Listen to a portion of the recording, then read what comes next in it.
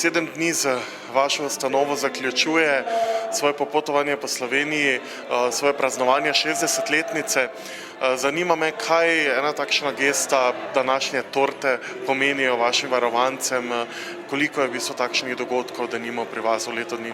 Podobnih dogodkov, kot je bil današnji, bom rekla, dobro, ne da jih ni, so, ampak ne tako strašno pogosti.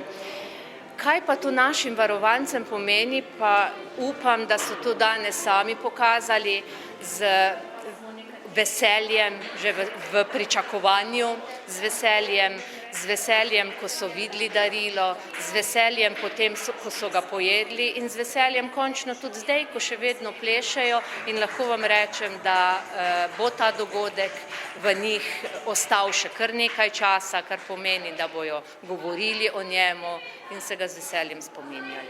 Kdo je vse tukaj pri vas, pod vašo oskrbo, pod vašim varstvom?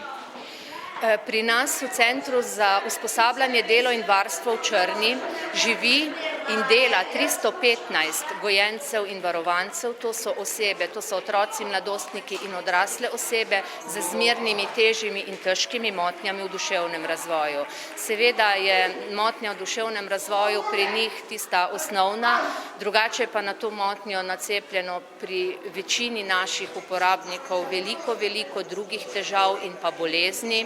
To potem imenujemo mi kombinirane motnje, ki jih pa moramo pač obravnavati, a ne, in jim jih pomagati reševati pač na način, ki jih te težave njihove zahtevajo.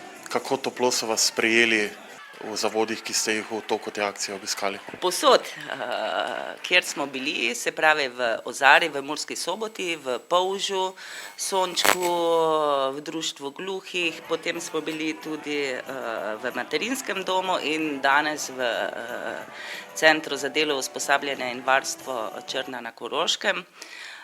Ampak to nas v bistvu ni presenetilo, ker mi smo zmeraj toplo sprejeti pri njih, večkrat namreč prinašamo zgodbe prav iz njihovega življenja, ker mislim, da si kot revija, za razliko od dnevnega časopisja, lahko privoščimo to, čemur v tujini rečejo čustveno novinarstvo. Pomeni, da se ti tudi čustveno lahko vpleteš v te zgodbe, v socialne probleme ljudi, s tem seveda, da jih predstavljaš z poštenostjo, s tenkočutnostjo, pa tudi z vsem spoštovanjem.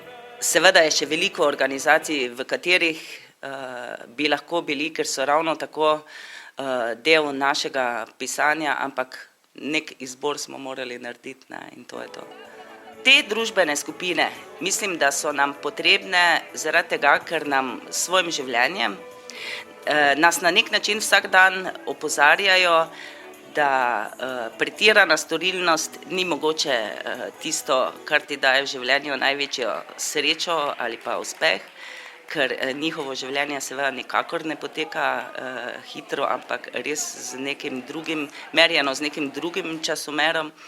In mogoče bi morali, prav ko se srečujemo z njihovimi zgodbami, kdaj tudi redefinirati, kaj to pomeni uspeh.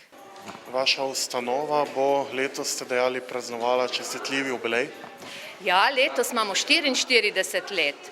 20. februarja praznujemo 44 let, to vsako leto obeležimo z eno manjšo proslavo, na katero povabimo delavce jubilante in pa naše odrasle jubilante, tisti, ki so pri nas 10, 20, 30, eni že 40 let.